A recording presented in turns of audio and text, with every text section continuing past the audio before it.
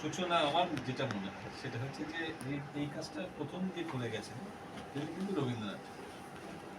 এবং আশ্চর্য লাগলো এই কথাটা হয়তো সত্যি, সেটা হচ্ছে যে উনি যে মুক্ত মঞ্চ থিয়েটারের কথা যেটা বলতে চেয়েছিলেন, যে আমাদের কোনো মঞ্চ থাকবে না, আমাদের কোনো আলো থাকবে না, প্রকৃতির আলো থাকবে না, আমাদের কোনো চিত্রপট থাকবে না, আমাদের চিত্রপট থাকবে। এই যে কথাটা তিনি বলেছিলেন, আজকে সেই ফর্মটাই এতদিন পরে আমাদের কাছে ইন্টারনেট থিয়েটার হিসেবে এসেছে, এটা আমার মনে হচ্ছে। তো এখন ব্যাপারটা হচ্ছে যে সবসময় আমাদের যে প্রথম দিকের যে থিয়েটারগুলো ছিল বা যাত্রা যেগুলো ছিল বা লোকনাটক যেগুলো ছিল, সেইগুলোই তো অন্তরঙ্গ থিয়েটারেরই একটা দৃষ্টান্ত বলেই আমার মনে হয়। তো পরবর্তীকালে আমরা নিজেরাই দর্শক থেকে বিচ্ছিন্ন হয়ে, সমাজ থেকে বিচ্ছিন্ন হয়ে একটা ছোট্ট খুবড়ির মধ্যে থিয়েটারটা করার চেষ্টা করেছি। পরবর্তীকালে মনে হয়েছে আমাদের যে আবার এখান থেকে ভেঙে গিয়ে মানুষের মধ্যে পৌঁছানোর দরকার আছে। তো মানুষের মধ্যে আমরা যখন পৌঁছতে এলাম একদম শূন্য দর্শকে এসে গিয়ে দেখলাম যে মানুষ সত্যি বিচ্ছিন্ন, একদম থিয়েটারের দর্শক ক্রমশ কমতে কমতে একটা ছোট জায়গায় চলে এসেছে। আমাদের উদ্যোগবাবু একটা ভালো কথা বলে, ও তোদের অন্তরঙ্গ থিয়েটার তো, মানে আমরা নিজেরাই করি নিজেরাই দেখি। তো এটা হলো মূল কথা, আমাদের থিয়েটারটা এখন এই জায়গাটায় চলে এসেছে। তো এরপরে যেতে যেতে যেখানে গিয়ে থামবে, যেখানে গিয়ে নতুন ফর্ম নেবে, যেখানে নতুন পথ পাবে, থিয়েটার সেই জায়গাতে পৌঁছাবে, এটাই আমার মনে হয়। আমি একটা কথা বলবো, মানে রুদ্রবাবুর কথাটা আপনি বললেন বলে মানে একটু সবার ব্যাপার ঠিক বলি, সেটা হচ্ছে যে রুদ্রবাবু যদি এটা আমি জানি আপনার কথা শুনে আমি শুনলাম যে রুদ্রবাবু বলেছেন যদি এই বিবৃতিটা উনি করে থাকেন, উনি নিঃসন্দেহে বিশাল মানুষ, কিন্তু ভুল বিবৃতি করেছেন, উনি না জেনে করেছেন, এটা আমি খুব দায়িত্ব নিয়ে বলছি এখানে। আপনারা এই রবরব করে কত কত মানুষ ওই থিয়েটারটাকে 16 বছর ধরে দেখছে, এই টিআরএক্সে টিকিট কেটে মানুষ থিয়েটার দেখেন, এটা হাউসফুল দেখেন, এটা আমাদের এই 50টাই হাউসফুল, কারণ আমাদের থিয়েটারটা 50 জন মানুষের জন্যই হয়, 5000 মানুষের জন্য আমরা থিয়েটারটা বানাই না। তো মানে এইগুলো না, মানে এই থিয়েটারটা সম্পর্কে একটা উন্নাসী কথা বলবো আমি, মানে আমি যেটা করি সেটাই দুর্দান্ত, আর বাকি আমার মতো নয় যারা। এটার একটা কারণ আছে, এটা আমি বলতে চাই একটুখানি, আমি সবাই চেয়ে দিলাম। এটার কারণ হচ্ছে দীনতা, এটার কারণ হচ্ছে দীনতা। আমরা আমাদের থিয়েটারকে দিন করে রেখেছি। আমরা যখন থিয়েটার, আমি ছোটবেলায় মানে যখন থিয়েটার করতে শুরু করি তখন এটা স্ট্যাম্প যে পাঞ্জাবি পরা হবে, একটা কাঁধে ঝোলা থাকবে এবং চায়ের ভারে চা খাবো আর বিড়ি খাবো, এইটাই আমার স্ট্যাটাস। মানে থিয়েটার কোনো মানে এর ওপরে উঠতে পারবে না। তাই আমি সেই সময় থেকে ওই বান্দনাওয়ালা শুরু করি যে না, একদম উল্টো রাস্তায় হাঁটবো। তো মানে কেন বলছি যে এই যে দীনতা আমাদের থিয়েটারে এইরকম হতে হবে, ঠিক এই অন্তরঙ্গ থিয়েটারের ক্ষেত্রেও আমরা বা সারা মানে আমাদের বাংলা থিয়েটারের ক্ষেত্রেই আমরা এই দীনতা বহন করে চলেছি।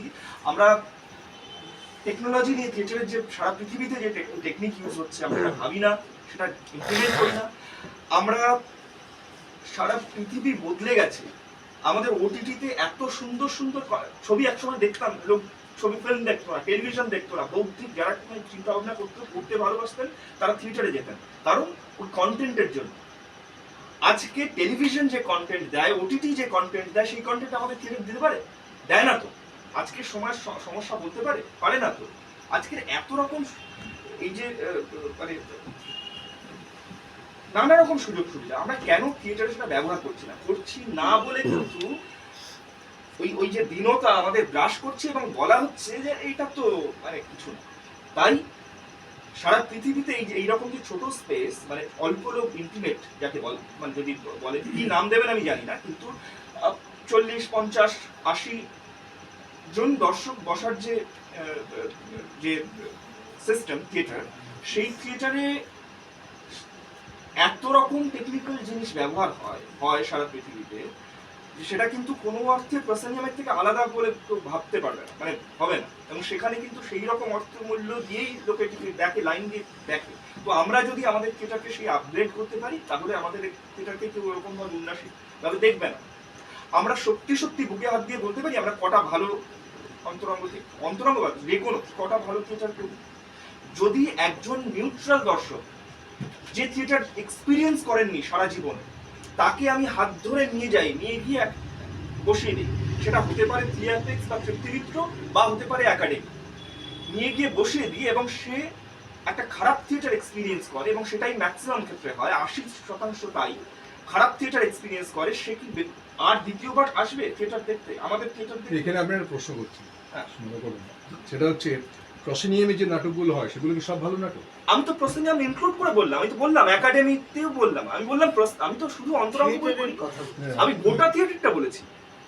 কিন্তু থিয়েটার আমাদের এই ধরনের থিয়েটারে যে নাটকগুলো হচ্ছে, সে নাটক যে সবসময় সবকিছু ফেলা নাটক তা নয় কিন্তু। নয় না তো, না তো, সেটা তাহলে লেবুর বাগান ওর নাটক এই থিয়েটারিক্সে যে কটা শো হয়েছে প্রত্যেকটা হাউসফুল হয় না, ও শো বন্ধ করেছে, যে কটা শো হয়েছে প্রত্যেকটা হাউসফুল।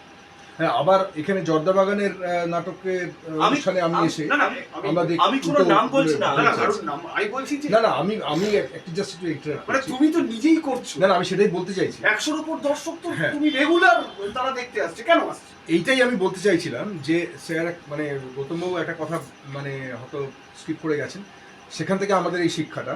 আমি দীর্ঘদিন রিতমে ছিলাম, আমরা দেখেছি, শিখেছি সেখান থেকে যে কিভাবে থিয়েটারকে অর্গানাইজ করতে হয়, থিয়েটারের এই যে অনুষ্ঠানগুলোকে অর্গানাইজ মানে হচ্ছে শুধুমাত্র আমি দলকে যোগাযোগ করলাম, আচ্ছা আপনি অমুক সময় আসবেন থিয়েটার করবেন, তা নয়। মানুষের কাছে গিয়ে গিয়ে যে আপনি আসবেন, মানুষ ভাবছে যে এরা আবার কারা, আমাকে কি টিকিট নিতে বলবে, এরে আবার বোধহয় একটা, আমরা প্রথমেই বলে দিই আমরা কিন্তু টিকিট বিক্রি করতে আসিনি, আমি প্রথমেই বলছি আমরা কিন্তু টিকিট বিক্রি করতে আসিনি, আমরা আপনাকে আমন্ত্রণ জানাতে এসেছি। এই আমন্ত্রণ শব্দটাতেই অনেকে কিন্তু একটু একটু মানে আশ্চর্য হন যে আমন্ত্রণ কিসের আমন্ত্রণ, হঠাৎ আমরা তো কিভাবে আমন্ত্রিত হব বুঝতে পারছি না। তখন আমরা বলি যে আমরা এই করছি, আপনি অমুক দিন অমুকটা সময় আসেন, তাহলে কিন্তু আপনি এই নাটকগুলো দেখতে পাবেন এই দলের।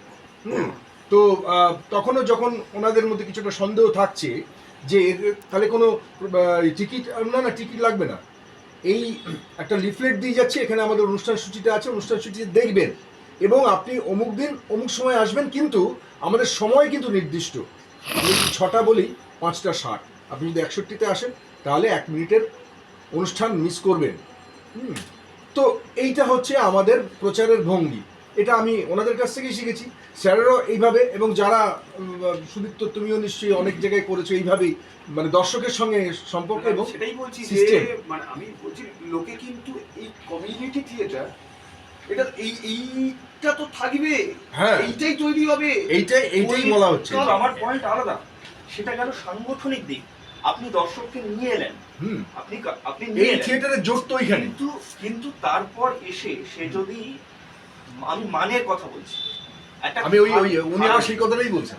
না আমি বলতে চাইছি এক্সপেরিয়েন্স কর। আমার মনে হচ্ছে আমরা সবাই এক কথাই বলছি বেসিক্যালি, এই যে রজিতা বলছেন যে দর্শকটাকে তুমি নিয়ে এলে, প্রথমে আমাদের দর্শককে তো বোঝাতে হবে, না সেটা নিয়ে এলে আপনি তো নিয়ে এলেন, নিয়ে এলেন। আপনার credential। এইবার তাতে এসে সে যদি একটা খুব মানে খারাপ থিয়েটার, কিছু আমি এটাই কথা বলছি। রিপিট হবে, না আমি এই কথাটাই বলছি, সমস্যা হচ্ছে এই জায়গায়। আমি এই কথাটাই তাহলে বলতে আমাদের চাইছি। থিয়েটারের মান কি না মানটা আমি বলতে চাই, শুনুন। সামগ্রিক থিয়েটার শুনুন, ব্যাপারটা হচ্ছে আমরা আজকে 60টা দল আমাদের এখানে এসেছে, বিরাটিতে একটা পাঠাগারের নিচে 60টি দল, শতাব্দী থেকে শুরু করে এলটি থেকে শুরু করে ক্যান্ডিড থেকে শুরু করে বহু দল করে গেছে।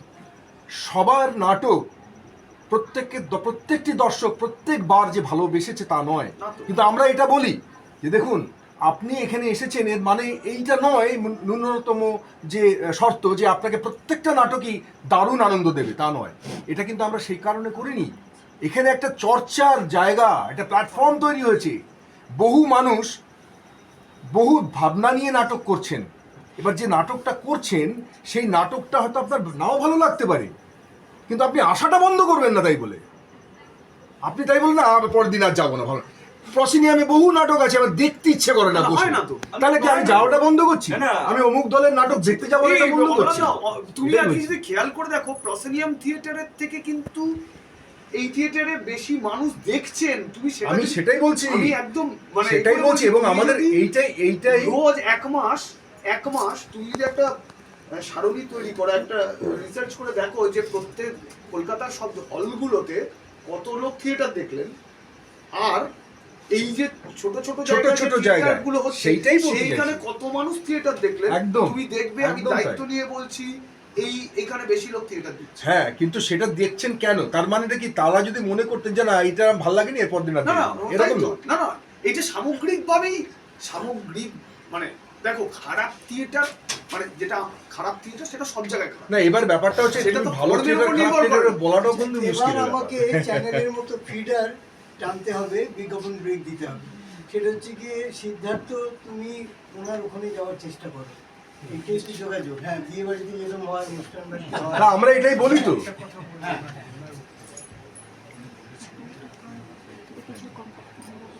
হ্যাঁ, ভিটলি রবীন্দ্রনাথ, সত্যি ওইগুলো আপনি যে কথাগুলো উচ্চারণ করলেন ওগুলো ওখানে লেখা আছে। হ্যাঁ, লক্ষ্মীর পেঁচা এই আছে না, সরস্বতীর, ওইগুলো সব তুলে তুলে তুলে দেখি। না, আমি ওটাই পাইনি। এইসব তথ্যরে এসেছি। আমার মনে হয় আমি আমার বইটা তখন মনে হয় চাটা তৈরি হচ্ছিল, হ্যাঁ, কিচ্ছু একটা ছোট ছোট চা খেতে যাই। তখন মনে হয় চাটা তৈরি হচ্ছিল। শেষ কথা বলতেই হয়, নাহলে সঞ্চালককে দেবে নাকি। সে কবে গেয়েছি আমি তোমার কীর্তনে কৃতার্থ দোহার, পদাবলী ধুয়ে গেছে অনেক শ্রাবণে, স্মৃতি আছে তার। রৌদ্র জলে সেই স্মৃতি মরে না, আয়ু যে দুরন্ত লোহার, শুধু লেগে আছে মনে ব্যথার স্নায়ুতে মোর্চের বাহার। এটাও কবি বিষ্ণুদেব। তা আমরা এখন বোধহয় সেই কথাগুলোই ওই মোর্চের বাহার নিয়ে চলেছি। আর চলুক, আজকে খুব সুন্দর। আমাদের যদি টিআরপি থাকতো তাহলে বোধহয় টিআরপি হাই হয়েছে।